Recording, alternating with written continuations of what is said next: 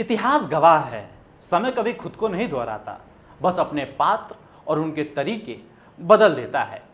पुराने जमाने में राजा महाराजा अपनी विजय गाथाएं पत्थरों पर खुदवाते थे ताकि आने वाली पीढ़ियां उन्हें याद रखें। आज के दौर के सियासी राजा पत्थरों की मूर्तियां लगवाते हैं ताकि आने वाला चुनाव उन्हें याद रखे। नमस्कार, अभिवादन स्वीकार करें आदर्श तिवारी का। भाजपा सरकार महापुरुषों की प्रतिमाओं पर छत्र, लाइट और बाउंड्री वॉल लगाने जा रही है। अखिलेश यादव एक के बाद एक 12 से ज्यादा महापुरुषों की मूर्तियां गोमती रिवर फ्रंट पर लगाने का वादा कर चुके हैं। सबसे पहले बात करते हैं इस विषय की ताजा खबर की। ताजा खबर यह है कि योगी सरकार ने 7 अप्रैल की कैबिनेट मीटिंग में एक फैसला लिया है और उस फैसले को नाम दिया गया है डॉक्टर BR अंबेडकर मूर्ति विकास योजना।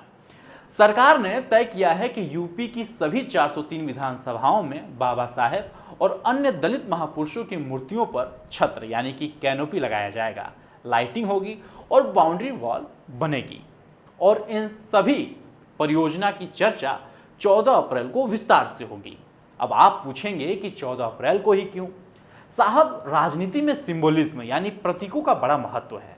जब 14 तारीख को पूरी दुनिया बाबा साहेब को याद कर रही होगी, तब भाजपा का कार्यकर्ता गांव-गांव जाकर बताएगा कि हमने साहेब की प्रतिमा को धूप और बारिश से बचाने के लिए छत्र लगवाया है।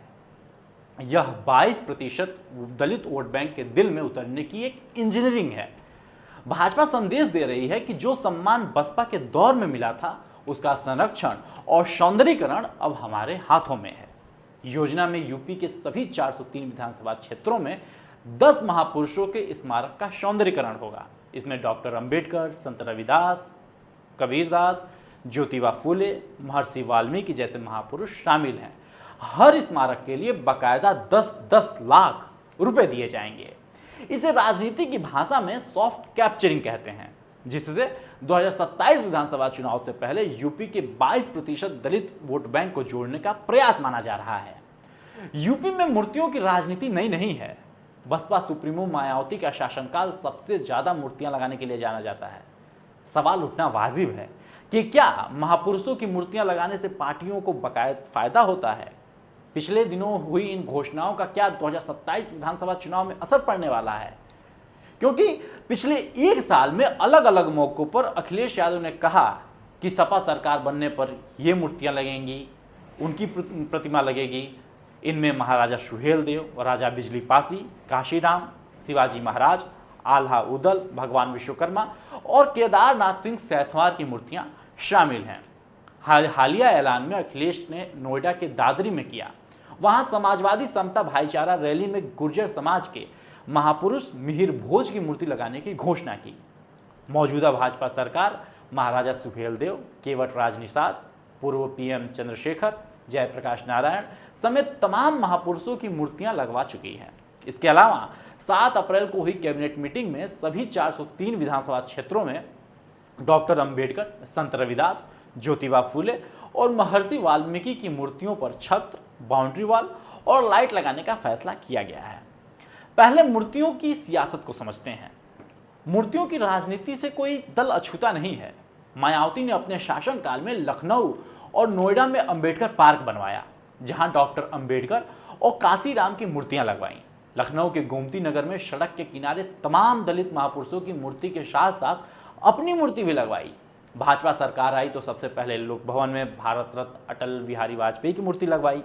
इसके अलावा लखनऊ में हाल ही में बने राष्ट्र प्रेरणा स्थल पे अटल बिहारी वाजपेयी, दीनदयाल उपाध्याय और श्यामा प्रसाद मुखर्जी की विशाल मूर्तियां लगवाई हैं। ऐसे में अखिलेश यादव जो कभी स्मारकों के निर्माण पर फिजूल खर्ची का आरोप लगाते थे, आज खुद 12 से ज्यादा मूर्तियां लगाने का वादा कर रहे हैं। इस 14 अप्रैल को सपा का पूरा जोर इस बात पर है कि बाबा साहेब सिर्फ एक दल के नहीं हैं। सपा 2027 के चुनाव में इसका फायदा लेने की कोशिश करेंगे। अखिलेश को यह पता है कि सत्ता हासिल करने के लिए कम से कम 40% वोट चाहिए। ये वोट सिर्फ मुस्लिम और यादव से नहीं मिलने वाला। ऐसे में उन्होंने PDA यानी कि जो उनका फार्मूला है, पिछड़ा, दलित, अल्पसंख्यक की बात शुरू की है। इसके बाद महापुरुषों की मूर्तियां लगाने की घोषणा भी विभिन्न जातियों को अपने साथ जोड़ने का एक तरीका है। सपा यानी कि समाजवादी पार्टी मायावती के शासनकाल में लगी मूर्तियों का विरोध करती रही है। हालांकि सपा का इस बात पर विरोध ज़्यादा था कि मायावती ने अपनी मूर्तियां शहर में लगवाई। सबसे ज़्यादा मूर्तियां मायावती के शासनकाल में ही लगवाई गई हैं। 2012 के यूपी विधानसभा चुनाव में सपा ने इन मूर्तियों को लेकर चुनाव आयोग से बाकायदा शिकायत भी की थी। सपा का कहना था कि मायावती और बसपा के चुनाव चिन्ह हाथी की मूर्तियां वोट प्रभावित कर सकती हैं।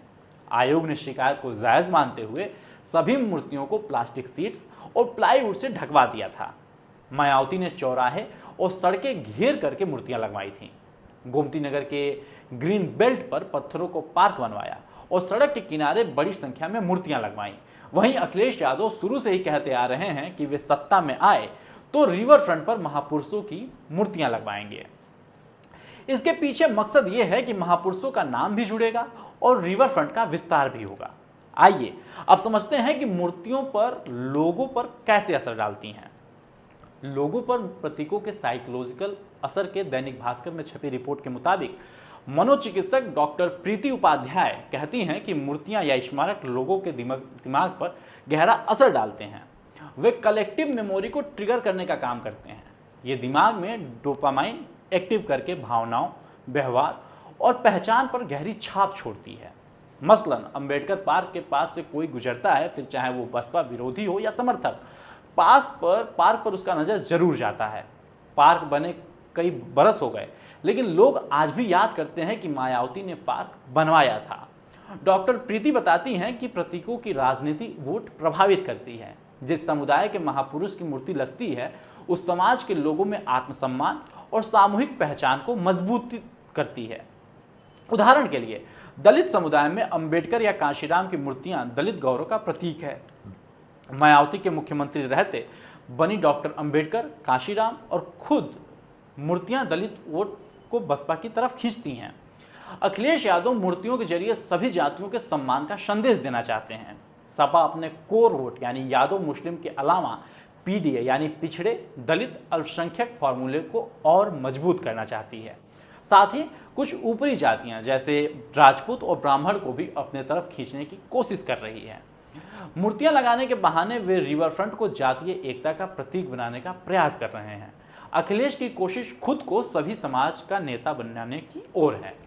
वो साबित करना चाहते हैं कि सपा जाति आधारित सामाजिक न्याय चाहती है, जबकि भाजपा धार्मिक प्रतीकों पर ज़्यादा फोकस करती है। चलते चलते एक और बात करते हैं। बाबा साहेब ने कहा था कि शिक्षित बनो, संगठित रहो और संघर्ष करो। आज की राजनीति ने इसमें एक नया शब्द जोड़ दिया है, प्रदर्शित बनो।